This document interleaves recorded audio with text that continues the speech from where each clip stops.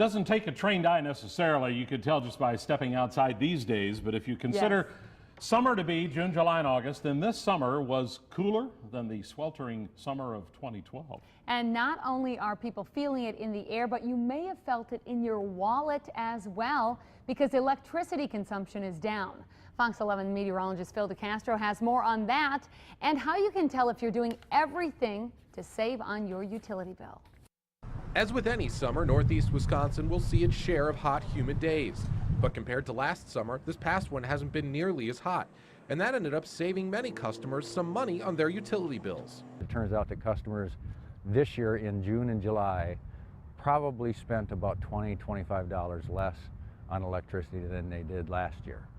August, I think it's going to be close to a wash. One measure that can be helpful in comparing summer energy costs is cooling degree days.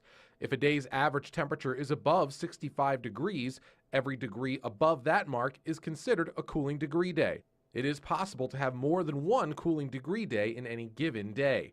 But because electricity used by air conditioners only makes up a portion of your electric bill, you can't make direct comparisons between the change in cooling degree days and the change in your electricity consumption from summer to summer. So even though the June, July, August period of this year had 35% less cooling degree days than the same period last year, your electricity usage won't drop by quite as much. But what you can use cooling degree days for is seeing if you've developed any bad habits with your electricity usage. We tend to, at the end of longer periods of hot weather, try to say I've had enough of this and turn the air conditioner down. Well, that's going to hurt us a little bit if we do that.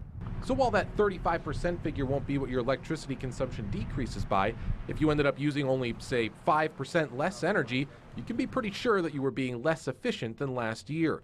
But with rates staying the same from last year to this year, most consumers likely didn't have to pay as much in electricity bills than they did in 2012.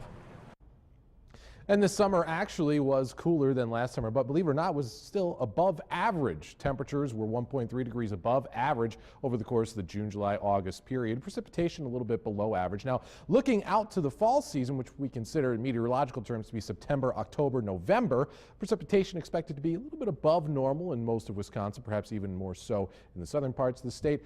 And temperatures could continue to be just a little bit above normal as we move on through the next couple of months.